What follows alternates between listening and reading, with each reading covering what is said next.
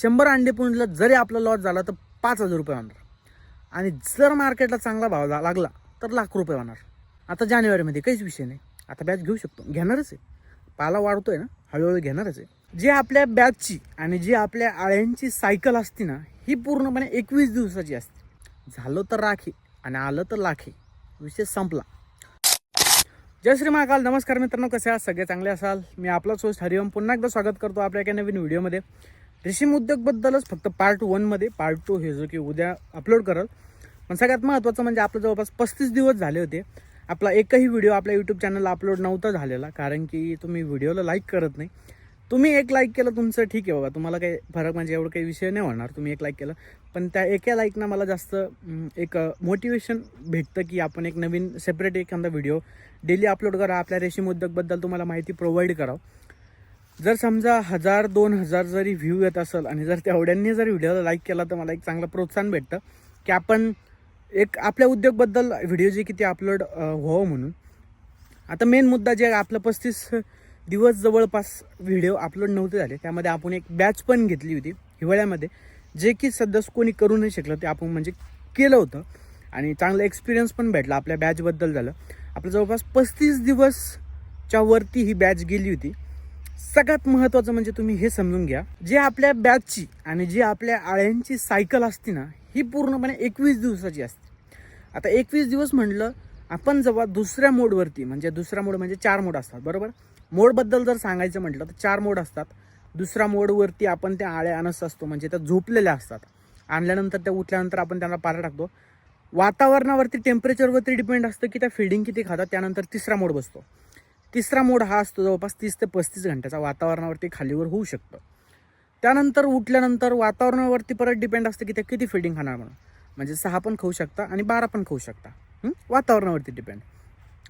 तेवढं झाल्यानंतर चौथा मोड बसतो. चौथा मोड हे पूर्णपणे 48 घंट्याचा असतो, म्हणजे कंप्लीट 2 दिवस. 4 मोडबद्दल तुम्हाला माहिती झाली. विषय असा असतो, दुसऱ्या मोडवरती आपण आळ्या जेव्हा आणतो, म्हणजे दुसऱ्यांदा झोपलेल्या असतात त्या चौकीमधनं, तेव्हा आपण त्या आळ्या आणतो. आळ्या आणल्यानंतर त्या कंप्लीट 16 दिवस पाला खातात. 16 दिवस पाला ह्यामध्ये आले. तिसरा चौथा मोड आला आणि पूर्णपणे पाला खायची जी सायकल आहे ही पूर्णपणे आली 16 दिवसामध्ये. 16 दिवस झाल्यानंतर त्यांचं सॅम्पल आलेलं असतं. सॅम्पल आल्यानंतर आपण त्यांच्यावरती चंद्रिका टाकतो आणि चंद्रिका आल्यानंतर 6 दिवसामध्ये हार्डली त्यांचा कोस तयार होऊन आपण 7व्या दिवशी मार्केट करत असतो. 21 ते 23 दिवस आपण त्याला कम्फर्टेबली पकडू शकतो. म्हणजे वातावरणामध्ये जर थोडा फरक झाला की ते पाला खाण्याची त्यांची जी सायकल असते, पाला खाण्याची जी स्पीड असते एकदम स्लो होते आणि थोडाफार एखादा दिवस शिल्लक होऊ शकतो. 21 ते 23 दिवस त्यांची सायकल असते. आपली एक्सपायरी डेट फिक्स नसती, पण त्यांची जी एक्सपायरी डेट आहे आपल्यासारखीच असते, थोडंफार खालीवर होऊ शकतं. मी ते सांगतोय. आता आपल्या घडीचं जर माणूस म्हणलं ते 60 ते 70 किंवा 80 वर्षाचा जगतोय. आळ्यांचीच सायकल असते. ही 16 दिवसामध्ये त्या कोस तयार करत असतात, म्हणजे त्यांची सायकलच तशी निर्मितीची त्यांची जीवन आलं म्हणजे त्यांना ते 16 दिवसानंतर सायकलमध्ये कंप्लीट प्रोसेस करावंच लागते. आता हे तुम्हाला पूर्णपणे गोष्ट समजली की 21 दिवसामध्ये त्यांचं सगळं विषय कसा असतो म्हणून. आता जी आपण बॅच घेतली होती डिसेंबर महिन्यामध्ये, ह्यामध्ये तुम्हाला सांगतो विषय काय झालेला आहे. जवळपास 3 ते 3.5 वर्ष झालेत आपण रेशीम करतोय, रेशीम उद्योग करतोय, रेशीम व्यवसाय करतोय. फर्स्ट टाईम हिवाळ्यामध्ये आपल्याला असं जाणवलंय की हे मागच्या 3 वर्षामध्ये कधीच जाणवलं नव्हतं. गोष्ट लक्षात घ्या परत.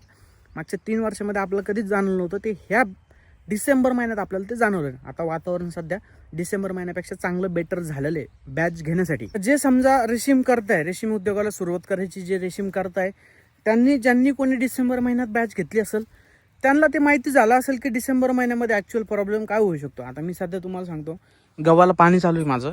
गव्हाला पाणी भरता भरता व्हिडिओ बनतोय आणि तुम्हाला माहिती देतोय. इम्पॉर्टंट आणि गरजेचं काय की तुम्हाला प्रॉपर माहिती भेटते बरोबर. आणि त्या माहितीनुसार तुम्ही व्हिडिओला एक लाईक तर करू शकता आणि चॅनलला सबस्क्राईब करू शकता. त्यामध्ये आणखी एक महत्त्वाचा पॉईंट सांगतो तुम्हाला. डिसेंबर महिन्यामध्ये आपण बॅच घेतली होती. डिसेंबर महिन्यामध्ये एवढी जास्त थंडी पडली होती.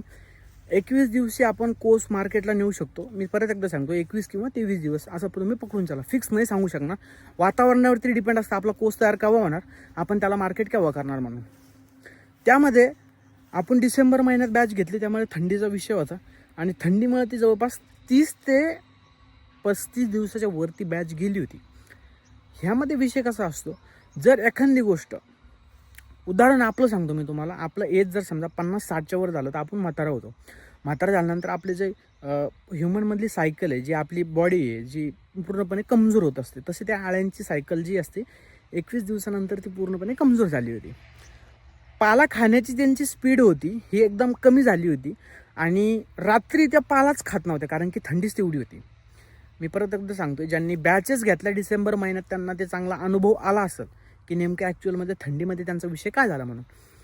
आणि हे फर्स्ट टाईम आपल्याला जाणवलं होतं, याच्या आधी जाणवलं नव्हतं. याचं कारण थंडी आणि टेम्परेचर मेंटेन ठेवणं गरजेचं शेडमध्ये. आपल्या कितीही जरी प्रयत्न केला आपण डिसेंबर महिन्यामध्ये ह्या वेळेसच, तरी तेच पॉसिबल झालं नाही. आणि आपली जी पावती आहे ही पावती पण मी तुम्हाला सांगतो कम्पेअर करून, मागच्या पण पावती ह्या पण पावती, ह्या पावतीमधला फरक वगैरे पण तुम्हाला पूर्णपणे सांगतो. पण हे गरजेचं होतं तुम्हाला सांगणं की डिसेंबर महिन्यामध्ये थंडीमुळे जो की विषय झाला होता त्यामुळे आपल्या बॅचला भरपूर फटका बसलेला आहे. त्यामध्ये लॉस आपला एकही रुपया झालेला नाही आहे. गोष्ट लक्षात घ्या. त्यामध्ये मला एका फॉलोअर मित्रांना पण कमेंट केली होती, तुम्ही एकदा रील बघा. मी एक व्हिडिओ अपलोड केला होता 2-3 दिवसाखाली. त्यामध्ये मला एका फॉलोअर मित्राची अशी कमेंट आली होती, जर या आळ्यांना 50% आळ्यांना जर असा प्रॉब्लेम झाला तर आपला खर्च निघतो का. आता प्रॉब्लेम ॲक्च्युअल काय असतो माहिती आहे का, आपल्याला सगळ्यात महत्त्वाचं म्हणजे रेशीम उद्योगमध्ये काळजी घ्यावी लागते, जी की वातावरण, टेम्परेचर. सगळ्यात महत्त्वाची गोष्ट आहे म्हणजे टेम्परेचर आपण मेंटेन ठेवलं तर हा विषय सहसा आळ्यावरती होत नाही. त्यानंतर दुसरी गोष्ट आहे की समजा आळ्यावरती रॅकमध्ये मुंग्या वगैरे चढू नये याची पण आपली काळजी घेतली पाहिजे. आणि जो की प्रॉब्लेम होता म्हणजे ज्या फॉलोअर मित्रांनी कमेंट केली होती, जो की आपल्या आळ्यांचा असा प्रॉब्लेम होता की ह्या सिच्युएशनला थंडीमध्ये पहिल्यांदा आपण 3 ते 3.5 वर्षामध्ये पहिल्यांदा असं अनुभवलं आहे की जवळपास आपली ही एका महिन्याच्या वरती बॅच गेली होती. म्हणजे जी सायकल असते त्यांची 21 दिवसामध्ये आपण कोस मार्केटला नेत असतो 21 दिवसामध्ये, पण ह्या बॅचला आपलं जवळपास एका महिन्याच्या वरती झालं होतं. त्यामुळे सहसा जर समजा 50% आळ्यावरती असा प्रॉब्लेम आला 100 अंडीपुंजीमध्ये. एक्झाम्पल सांगतो तुम्हाला. आता जर समजा त्यामध्ये कसं असतं, आता 50 आपला जवळपास 40 किंवा 50च किलो निघला आणि त्यामध्ये जरी समजा 500 पर केजीला जरी भाव लागला, एक 50 किलोला 50 किलो पकडून चलो आपण, तरी जवळपास 25,000 रुपये आपले निघत आहे. आणि जवळपास 500 पर केजी भाव लागतच नाही, कारण की सध्या जो मार्केटचा भाव चालू आहे तो 800 रुपये पर केजी चालू आहे हिवाळ्यामध्ये. कारण की भरपूर शेतकऱ्यांची बॅच जी ती फेल होती थंडीमुळं. आळ्यांची जास्त सायकल होते, आळ्यांची मर होती, जो कोस आहे पोचट निघतोय. आणि हे फर्स्ट टाइम थंडीमध्ये झालं, हे एक नोटीस करा. आणि 25,000 जरी आपला प्रॉफिट झाला, 500 रुपयांनाच म्हणतोय, जास्त पण म्हणत नाहीये, 25,000 झाला तर आपला 100 अंडी पुंचच धरला आपण, तर याला जवळपास 7,000 ते 8,000 रुपये जरी खर्च पकडला तर आपलं खर्च तरी का व्हायना निघतो आपला, आणि भरपूर म्हणजे प्रॉफिट का व्हायना होतोच आपल्याला थोडाफार. व्हिडिओ तुम्ही बघितला म्हणजे सगळ्यात महत्त्वाचं जरी म्हटलं तर आपलं जे शेडमध्ये टेम्परेचर मेंटेन करणं आहे ते आपल्याला ते मेंटेन करावं लागतं. पण थंडी एवढी होती, आपण शेडमध्ये हिटरही लावले, 100 व्होल्टेजचे येलो कलरचे बल्ब जरी लावले, साईडनं थप्पड जरी लावलं, तरी त्याचा इफेक्ट जो की तो जास्त काही झाला नव्हता. कारण की दुपारी पण थंडी वाजत होती आणि रात्री तर भरपूर थंडी होत होती, म्हणजे 10 डिग्रीच्या जवळपास वातावरण येत होतं. त्यामुळे त्यांचा विषय झाला होता. आणि डिसेंबर महिन्यात मला भरपूर जणांनी विचारलं की आमचा पण तोच प्रॉब्लेम झाला आहे, त्यामुळे ग्लॅसरी आली, काही आळ्यांची मर पण होती. मग ते तसा प्रॉब्लेम झाला, जे की त्या आळ्यांची सायकलच्या वरती झाल्यानंतर विचार करा 16 दिवसाची, त्या 16 दिवसानंतर त्या कोस तयार करतात. 16 ते 32-35 दिवस झाले होते. आणि 35 दिवस झाल्यानंतर मग त्या काय कोस करणार आहे. बरं ठीक आहे, त्यांनी कोस पण तयार केला होता, असं नाही की त्यांनी कोस तयार केला नाही, पण तो कोस जो आहे तो पोचट झाला होता, त्याची साईज जी होती ती कमी होती. आता त्यामुळे मार्केटला जो की सध्याचा भाव होता, हो भाव पण सध्या ढसाळला आहे. कारण की प्रत्येक शेतकऱ्यांचा तो प्रॉब्लेम होता. डिसेंबर महिन्यामध्ये जास्त शेतकऱ्यांनी मार्केटला माल नेलाच नाही, नेला तर तो एकदम कमी भाव लागला. साहजिक गोष्ट आहे, जर आपल्याकडं माल चांगला नाही तर कमी मार्केटला त्याला भाव लागणार. आणि त्याचाच विषय थंडीमुळे झाला होता. आपल्या जवळपास त्यांनी कोस तयार करायला पण 10 दिवसाच्या वरती टाईम घेतला होता. कारण की त्या थंडीमुळे त्यांची जी सायकल होती ही पूर्णपणे हळूहळू चालत होती आणि एकदम स्लोली चालत होती. तर पार्ट 2मध्ये मी तुम्हाला सांगतो आपल्या बिलाचा विषय, मागच्या बिलाचा विषय, कम्पेअर काय, आणि आणखी पण तुम्हाला थोड्याफार गोष्टी क्लिअर करतो. म्हणजे आता जे माझे व्हिडिओ बघून असं जे नवीन उद्योजक आहे, जे यंगस्टर आहेत, जे रेशीममध्ये उतरायचा प्रयत्न करतात, म्हणजे त्यांना असं नको वाटायला की ह्यो जो प्लॅन आहे ह्यो फ्लॉप जाणार आहे. व्यवसाय म्हटल्यानंतर 100% आपल्याला रिझल्ट भेटेल अशा पण गोष्टी नाही आहे. आणि हे तर आपली शेती आहे, शेतीमध्ये वातावरणावरती एवढं मोठं डिपेंड असतं, म्हणजे तुम्ही विचार करू शकता दुसरा कोणताही जरी व्यवसाय असला तरी त्यामध्ये ग्राफ जो आहे हे कॉन्स्टंट राहत नाही, एक तर वरती जातो थोडा खाली पण येतो. आणि आपलं हे जवळपास सगळंच आपण निर्धारित म्हणलं, आपण डिपेंड जरी म्हणलो तो वातावरणावरती आहे. वातावरणाने जर आपल्याला साथ दिली तर आपण कुठं थांबणार नाही. याच्यानंतरची पण मी बॅच घेणार आहे, त्याचं पण तुम्हाला अपडेट देईलच. पण एक फक्त असं सांगतोय की रिसीम करणं हे चुकीचं नाही आहे. म्हणजे त्यामध्ये असं नाही की प्रत्येकच बॅच फेल होते म्हणून. माझ्या जवळपास 3 ते 3.5 एक्सपिरियन्समध्ये माझ्या फक्त 2 बॅच फेल गेल्या. पहिली जी की ती ह्युमिडिटीमुळे झाली होती आणि दुसरी जी की एवढी थंडी होती भयंकर मागच्या महिन्यामध्ये, डिसेंबर महिन्यामध्ये, त्यामुळं. आणि हेच कारण तुम्हाला सांगायचं होतं, काही गोष्टी पण क्लिअर करायच्या होत्या. आणखी जर तुम्हाला काही डाऊट असेल तर तुम्ही मला बिंदास कमेंट करा, जेणेकरून मी त्याचं जे सोल्युशन आहे हे पुढच्या व्हिडिओमध्ये तुम्हाला सांगाल. आता ठीक आहे, एवढ्या गोष्टी समजतं तुम्हाला. आता ह्यामध्ये आणखी काही असं वाटत असेल काही लोकांना किंवा रेशीम व्यवसाय करावं की नाही, डिपेंड तुमच्यावरती आहे. विषय असा असतो बिझनेसमध्ये, व्यवसायामध्ये जरी लॉस झाला तर आपली कॅपॅसिटी असली पाहिजे, आपण परत उठून त्या व्यवसायामध्ये परत सुरुवात करायची. 100 अंडी पुंजला एक्झाम्पल तुम्हाला सांगतो, 100 अंडी पुंजला जरी आपला लॉस झाला तर 5,000 रुपये होणार. आणि जर मार्केटला चांगला भाव लागला तर लाख रुपये होणार. झालं तर राखी आणि आलं तर लाखी, विषय संपला. तर म्हणजे एक गोष्ट लक्षात घ्यायचं, फक्त बॅच फेल झाल्या तर असं नाही की आपण लगेच थांबलं पाहिजे, सुरुवात करावंच लागेल. गोष्टी इथे की आपल्याला एक बॅच गेली, ठीक आहे, डिसेंबर, आता जानेवारीमध्ये काहीच विषय नाही, आता बॅच घेऊ शकतो, घेणारच आहे.